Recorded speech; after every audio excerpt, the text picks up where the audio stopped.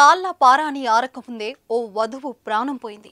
కేవలం ఓ చిన్న తప్పు రెండు కుటుంబాల్లో కల్లోలం సృష్టించాయి.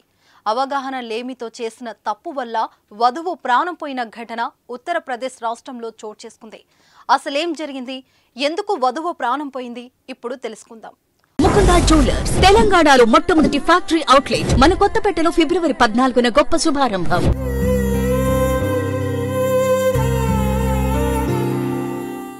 ఈ రేయి తీయనిది, ఈ చిరుగాలి మనసైనది, ఈ హాయి వెచ్చనిది అని పాడుకుంటూ భార్య ఒడిలో సేద తీర్చుకుంటూ కొంటి కబుర్లు చెప్పుకుంటూ తొలి రాత్రి గడపాలి. తొలి రేయి నాడు విజృంభించకూడదు, మరుసటి నాడు చింతించకూడదు అని అంటారు పెద్దలు. కానీ ఆ మాటలు అతడు లెక్క చేయలేదు. పైగా ఏదో ముప్పు ముంచుకొస్తున్నట్లుగా వ్యవహరించాడు. ఇంకేముంది, వరుడి అతి వల్ల జరగాల్సిన ఘోరం జరిగిపోయింది. అదేంటో మీరు చూడాల్సిందే. అది ఉత్తరప్రదేశ్ రాష్ట్రంలోని హమీర్పూర్ ప్రాంతం పరిధిలో ఉర్తే గ్రామం ఉంది. ఈ గ్రామానికి చెందిన ఓ ఇంజనీర్ ఈ నెల 3వ తేదీన ఓ యువతిని పెళ్లి చేసుకున్నాడు. యువతి తరపున వాళ్ళు పెళ్లిని ఘనంగా జరిపించారు. వరుడు కూడా తన ఇంట్లో వివాహ వేడుకను అంగరంగ వైభవంగా జరుపుకున్నాడు. ఇక అన్ని తంతులు పూర్తయిన తర్వాత ఆఖరి ఘట్టం రానే వచ్చింది.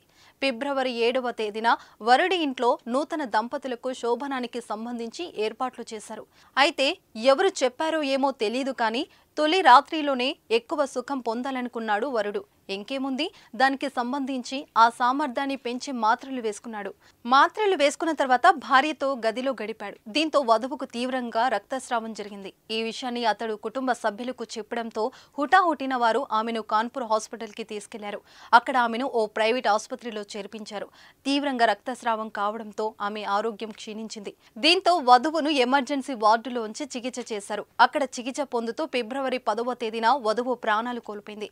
ఈ ఘటనపై మృతురాలి కుటుంబ సభ్యులు పోలీసులకు ఫిర్యాదు చేశారు.